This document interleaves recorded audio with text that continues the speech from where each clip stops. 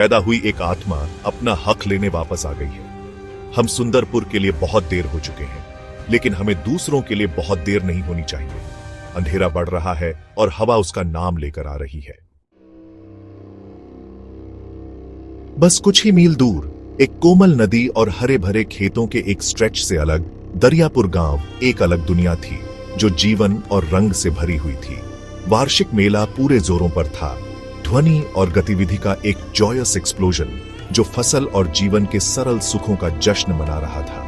हवा में गर्म तेल में तलती जलेबियों की मीठी गंध, रंगीन कांच की चूड़ियों से लेकर हस्त निर्मित लकड़ी के खिलौनों तक सब कुछ बेचने वाले विक्रेताओं की मधुर आवाजें और बच्चों की हंसी का चीरफुल कैकोफनी भरा था। आसपास के सभी इलाकों से ग्रामीण इकट्ठा हुए थे। उनके चेहरे खुशी से चमक रहे थे। उनके कपड़े ब्रिलियंट दोपहर के सूरज के नीचे लाल, नीले और पीले रंगों का एक वाइब्रेंट टैपेस्ट्री थे। उत्सव के केंद्र में आरती और उसका छोटा भाई अंशु थे।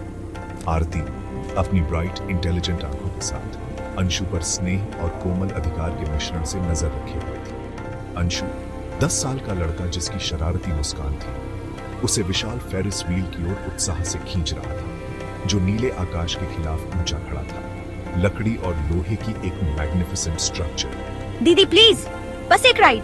ठीक है, बस एक, लेकिन फिर हमें माँ और बाबा के लिए मिठाई लेनी होगी। जैसे ही वे भीड़ के बीच से निकले, एक बूढ़ी औरत जिसका चेहरा झुर्रियों का एक जाल था, ने उन्हें रोक लिया। वह एक कहानीकार थी, अपनी ग्रिम टेल्स और डायर वार्निंग्स के लिए जानी जाती थी, और ज्यादातर ग्रामीण बस मुस्कुराते थे और उसके पास से गुजर जाते थे।